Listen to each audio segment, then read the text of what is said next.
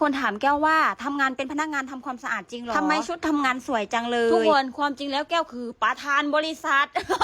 ไอออกเล่นนะคะทุกคนแก้วเป็นพนักงานทำความสะอาดจริงๆค่ะหรือจะเอิ้นง่ายๆว่าแม่บ้านนั่นแหละก่อนจะไปทำงานขอทากันแดดก่อนเด้อช่วงนี้แดดร้อนมากบ่ไหวจ้าบ่ไหว